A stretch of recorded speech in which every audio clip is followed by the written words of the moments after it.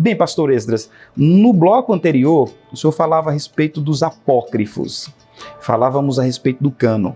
Bem, por que apenas 39 livros entraram no cânon do Antigo Testamento? E qual a importância dos livros apócrifos, que são os livros que não entraram no Antigo Testamento, não só apenas no Antigo Testamento, mas também no Novo Testamento? 39 livros apenas, e qual a importância dos apócrifos? Bom, na verdade, o que nós precisamos entender é que toda a formação da Bíblia hebraica, que nós chamamos de Antigo Testamento, ela se deu dentro de um processo histórico muito longo. E se você seguir a formação da própria Escritura, a Escritura canônica ela vai dando pistas de sua própria formação. Como, por exemplo, capítulo 17 de Êxodo, Deus ordena a Moisés que escreva todas aquelas guerras em um livro. Consequentemente, essa mesma tradição é feita com Josué, depois Samuel, Isaías, Jeremias. Então nós temos dentro do próprio Antigo Testamento várias evidências de sua própria formação. Como, por exemplo, o rei Ezequias, em 630, já estava fazendo o que nós chamamos de Ketuvim, que é a terceira divisão do cânon judaico, o livro dos provérbios. Diz a Bíblia que ele estava reunindo os provérbios de Salomão. O que significa que já em 630 já estava sendo feita a terceira parte do cânon judaico. Então, quando nós falamos 39 livros do Antigo Testamento, esses livros correspondem exatamente aos mesmos livros do cânon hebraico, com uma diferença. O cânon hebraico segue necessariamente uma ordem dos livros diferente da nossa. Ele é dividido em Lei de Moisés, que é chamado de Torá, Neviim, que são os históricos, que são os profetas, e os Ketuvim, que são, na verdade, os escritos. Jesus se refere a essa tradição quando ele cita, lá em Lucas capítulo 24, que abriu o entendimento do discípulo para compreendesse tudo quanto estava escrito a respeito dele, na Lei de Moisés, Torá, nos profetas, Neviim, dividido em primeiros profetas e segundos profetas. Maiores e menores, que nós chamamos? Não necessariamente? Os primeiros profetas no cânon hebraico são o que corresponde aos nossos livros históricos. Josué, Juízes, Reis, são considerados primeiros profetas. E isso que é muito importante, porque diretamente no cânon cristão eles são chamados de históricos, não são chamados de proféticos. Mas o povo de Israel via na sua própria história a profecia. Em que sentido? Que é justamente dentro do cenário histórico que se desenvolve a ação e o ministério dos profetas. Como toda a história de Israel, eles viam também a ação de Deus na própria história. Então, o que era história, eles também entendiam como profecia. Isso aqui é muito legal, porque o Paul Ricoeur, quando fala sobre inspiração do gênero literário da escritura, ele diz que toda profecia é narrativa. E toda narração bíblica também é uma profecia. Isso é um ponto bem importante que nos leva a entender por que são históricos, mas também são chamados de profetas. Então, os primeiros profetas, que são alguns históricos, os segundos profetas, que são os profetas que nós conhecemos, dentro da sua divisão, que é chamado também dos 12, que dentro do cânon hebraico compõe uma única obra, chamada os 12. Por isso que no cânon hebraico, dependendo da tradição que você segue, de José ou de outro, você vai encontrar 22 ou 24 livros, enquanto o nosso tem 39, porque nós dividimos também os 12. Então, dentro dessa formação das 3 divisões do cânon hebraico, é que Paulo fala, passa, grafê, felpenestos. Toda escritura é divinamente inspirada.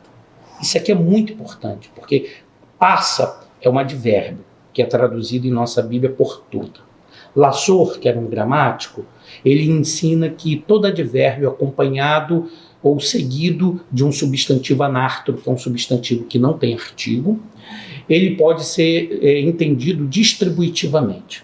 Passa, grafê, felpinesto. Passa é o advérbio, grafê, que é a escritura, é um substantivo que não vem acompanhado de vogal, então é anártro. Então esse passa, segundo o Lassor, ele tem que ser entendido distributivamente.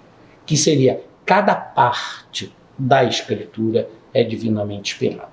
Então, cada parte referindo-se, na verdade, ao cânon hebraico. A Torá, o Neviim e Ketuvim. Se cada parte, a Torá, é inspirada, o Neviim é inspirado e o Ketuvim é inspirado, então toda a parte, toda a Escritura, porque o todo é a soma de cada uma das partes que é inspirada. Então, a própria palavra Escritura, nesse caso, vai se referir diretamente à Escritura hebraica. E aqui é importante que na antiguidade se distinguia a expressão escritura de escrito. O que é uma escritura na antiguidade? Uma escritura é toda obra escrita que tem uma origem divina. E escrito, qualquer texto escrito, obviamente, que não tem origem divina. Eu usei essa expressão, esse pleonasmo, só para reforçar. Todo escrito que não é divino é chamado escrito, mas todo escrito que é ou tem origem divina é chamada de escritura. Por isso se fala sempre de escritura na Bíblia e não apenas de escrito, porque é um nome realmente técnico para alguma obra que procede ou se supõe-se proceder de uma divindade.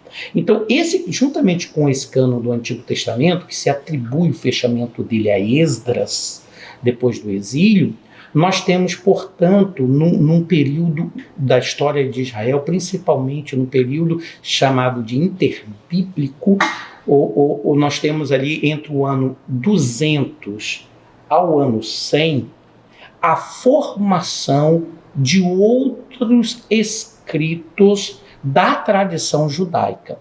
Esses escritos, eles são principalmente de caráter apocalíptico, lendário, didáticos ou históricos.